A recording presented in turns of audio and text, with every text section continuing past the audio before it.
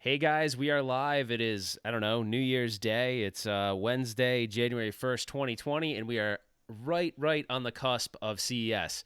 And so I was talking to Justin on the phone, and we were actually preparing for CES, and then Mhm. I don't know, we got into this conversation around like kind of like last minute, like, hey, our predictions seem kind of just, I don't know, like they seem like everyone else's predictions, and we just started going back and forth. So Justin, I'm gonna bust it over to you real quick.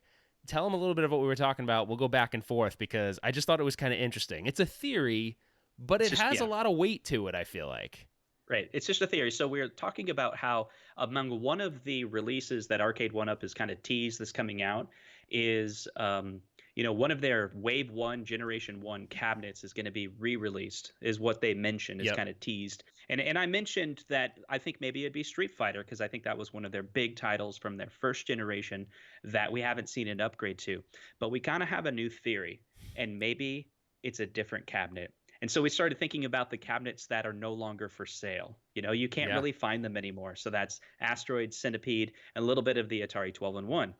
Then we started just kind of brainstorming all the different details that we know about that cabinet. And one of the interesting things is two of those cabinets has a spinner. Yep. And our good friend Glenn makes a premium version of the spinner that He you can makes actually install on those he cabinets. makes the creme de la creme of spinners.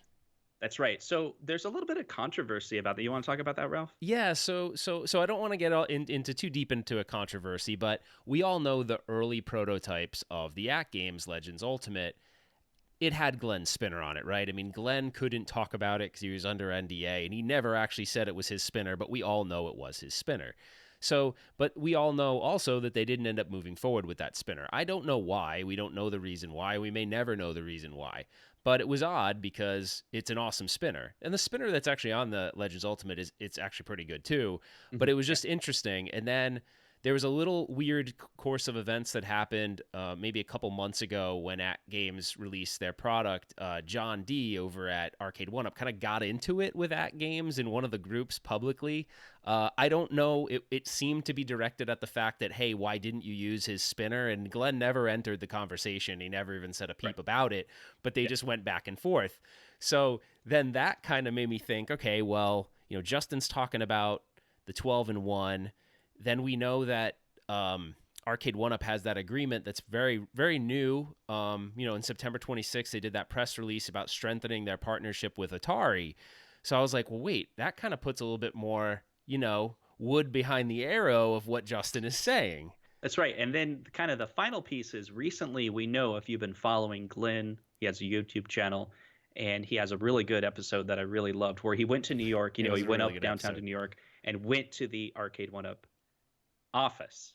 And so up to this point, we've kind of always thought, well, he's friends with the CEO. Yeah, like they're They just have doing something nice for him or something. I don't yeah. know. Or maybe it's because he was testing a prototype. That's the Yeah. theory. And maybe they got a new Atari cabinet that's actually gonna have Glen Spinner Because on it. think about it, Justin. Honestly, that cabinet was a really fun cabinet, but it wasn't Mhm. fun because of the spinner. Like that was actually Right. that cabinet looked really nice. The control panel had that like sleek black control panel. Like Yeah. it that cabinet is actually one of their.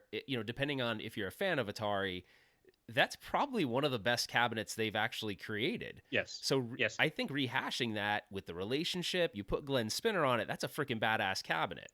Yeah, I have to say. So I have the 12-in-1, and I when I buy some of the cabinets, I've spent several months on not modifying them. But about 6 months in of having the 12-in-1, I was like, okay, it's time. I'm gonna go ahead and mod it. And what did I do? I put a Glen spinner in it and the trackball in it. All of a sudden, a cabinet that was kind of low. I have about 10 cabinets, and one that was really low in the list all of a sudden became like number Yeah, two best cabinet I have because it yeah. has a lot of games on it and they're very different. And when my friends come over, my family and friends come over, I'm like, show them that cabinet, Yeah. and they have a lot of fun on the games on it because it's very different. It's very different games on it compared to the rest of the cabinets that I own. So they can't just let that go, right? They can't just say, well, that was only a Gen 1 release. They're Well, holding on to something important. and I'm putting this thing up again, but strengthening the partnership with Atari kind of leads me to believe, well, come on, like what Arcade1up, we talked about this on our last show, is Arcade1up moves really fast. I mean, think of what they Yes. did in 12 months is amazing. So if you look at the date on this partnership, it was September 26th. So this is just when they did the press release. This partnership could have been, or the strengthening of this relationship could have been a lot earlier than this press release.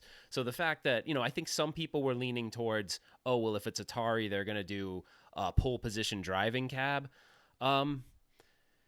I don't think that's out of the realm of possibility, but I'm really strongly believing that wouldn't be at CES. Like, I don't think you're going to see a driving cab or a gun cab right now. That's probably something we'll see down the road, but I'm feeling, dude, this theory of yours, I'm like more on board with it now than ever. It's a cool theory, but I just want you guys to understand it's really us just kind of having a conversation, trying to think Right. a little bit more outside of the box on what Arcade1up might do. And the pieces kind of you can put the pieces together to build the story, and it kind of sounds legit. So I guess Yeah, we'll because just see. there was even a point, and I want to make sure it's very clear that John D mentioned that he acknowledged that the first generation cabinet had some issues, but they did come out with a new upgraded spinner that's made by Arcade1up. But he admitted The that Glens is better, Glens right? is the most premium on the market. So you got to ask yourself, was he just doing that because he's kind of tipping a hat to Glenn, saying, "Yeah, you make some really good stuff," or was he saying that because they're partnering with them and getting ready to market that? Yeah, we got Glenn stuff on our cabinet, and we got to say we're speculating here, Yeah, total and if we're speculation. wrong, we could be wrong. Either way, if you wanted to get your hands on an awesome experience, you can get those. Glenn sells these on Amazon for 50 Yeah. bucks, and they're a fantastic upgrade. We'll actually put a link in the description to Glenn's spinner, just because if you do have that cabinet right now and you want to do that upgrade, go for it, right? And who knows? This might be totally wrong, but either way, like Justin's saying, you get access to the spinner, even so. So, and we love Glenn, and Mhm. Glenn actually contributes a ton to the community that people don't see. So, we're always trying to help him out any way he can, and it's an awesome product, so it's worth the money if you were looking for a spinner. But yeah, that was it. I just so I guess just to wrap things up, Justin and I we were having a conversation about prepping for CES, so trying to figure out what do we need for cameras and lighting and all that stuff. So we plan Mhm. on doing just for those of you watching the show, we plan on doing a live stream. Oh crap. Kim's calling me. That means I gotta go soon. Yep. But Let's wrap it up. yeah, so we do plan on doing a live stream recap of the CES events every day, and we might even bring in guests, people you may know from in the community. So that's going to be really cool. Who knows? You might see some familiar faces there, which will be really fun. And then outside of that, we're going to do some show floor content too, so expect that throughout the day. It'll be live streamed if the internet connectivity is good enough to do that. If not, then we'll go back and publish it so that you get that stuff every night. So that's kind of it. It's all for me. And Justin, any final things before we close it down?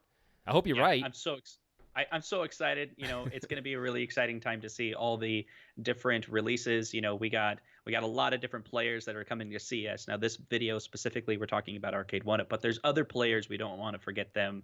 But stay tuned next week. Well, it's like less than a week away. I know, This it's is so, crazy. it's gonna be great. It's crazy. All right. Well, Justin, have a good rest of the day. Happy New Year to everybody who joined. And the next time you probably hear from us, it'll be at CES. So, email, send comments, do whatever you can just to give us what you want to see, because we're there and we're gonna be there all week. So that's it, guys. Yep. Thanks for joining. Happy New Year and have a good rest of the night.